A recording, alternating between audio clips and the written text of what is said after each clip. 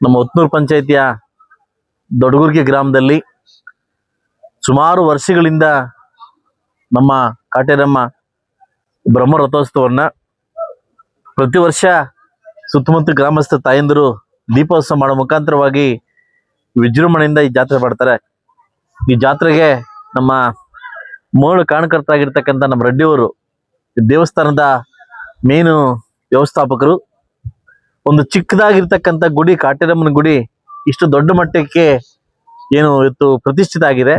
ಪ್ರತಿ ವರ್ಷ ಕೂಡ ನಾವು ಬಂದು ಆ ಕಾಟೇರಮ್ಮನಿಗೆ ನಮಸ್ಕಾರ ಮಾಡ್ಕೊಂಡು ಆಶೀರ್ವಾದ ಪಡ್ಕೊಂಡು ಹೋಗ್ತಾ ಇದ್ವಿ.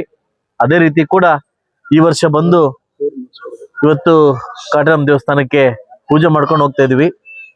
ಇವತ್ತೇನು ಅಲ್ಲಿ ಬಂದ ಕೂಡಲೇ ನಮ್ಮ ಪ್ರಧಾನ ಅರ್ಚಕರು ಏನು ಹೇಳಿದ್ದಾರೆ, ಹಿಂದೆ ಹೇಳಿದ್ದಾರೆ, ತೇರು ಎಳಿಲಿಕ್ಕೆ ನಮಗೆ ರಸ್ತೆ ಅನಾನುಕೂಲ ಆಗ್ತಾ ಇದೆ.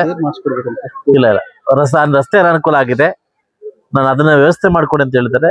ನೆಕ್ಸ್ಟ್ ಬರೋ ಒಳಗಡೆ ಖಂಡಿತವಾಗ್ಲೂ ಅದನ್ನ ವ್ಯವಸ್ಥೆನ ಮಾಡ್ಕೊಡ್ತೀನಿ, ರಸ್ತೆ ವ್ಯವಸ್ಥೆ ಮಾಡ್ಕೊಡ್ತೀನಿ.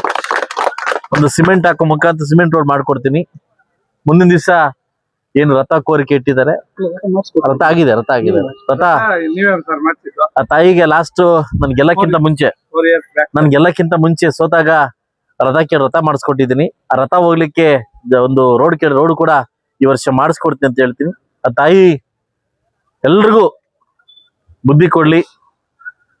ಮುಳಬಾಗಿಲು ತಾಲೂಕಿನ ನಮ್ಮ ಎಲ್ಲಾ ರೈತಾಪಿ ಜನ ಕೂಡ ತಾಯಿ ಒಳ್ಳೇದ್ ಮಾಡ್ಲಿ ಅಂತ ಕೇಳ್ಕೊಂಡು, ಇವತ್ತು ಸಕಾಲಕ್ಕೆ ಮಳೆಯಾಗಿ ಕೆರೆ ತುಂಬಿದ್ರೆ ಮಾತ್ರ ನಾವು ಚೆನ್ನಾಗಿರ್ಲಿಕ್ಕೆ ಸಾಧ್ಯ, ಕೆರೆ ತುಂಬಿದ್ರೆ ಮಾತ್ರ ಬೋರಲ್ಲಿ ನೀರು ಬರಕ್ ಸಾಧ್ಯ. ಸೊ ಅದರಿಂದ ರೈತರು ಚೆನ್ನಾಗಿರ್ಲಿಕ್ಕೆ ಸಾಧ್ಯ. ರೈತರು ಚೆನ್ನಾಗಿದ್ರೆ ಮಾತ್ರ ನಾಡು ಚೆನ್ನಾಗಿರುತ್ತೆ. ಆ ತಾಯಿಗೆ ಆದಷ್ಟು ಬೇಗ ಅದು ಒಳ್ಳೇದ್ ಮಾಡ್ಲಿ ಅಂತ ನಾನು ಕೇಳ್ಕೊಳಕ್ ಇಷ್ಟಪಡ್ತೀನಿ. ನಮಸ್ಕಾರ.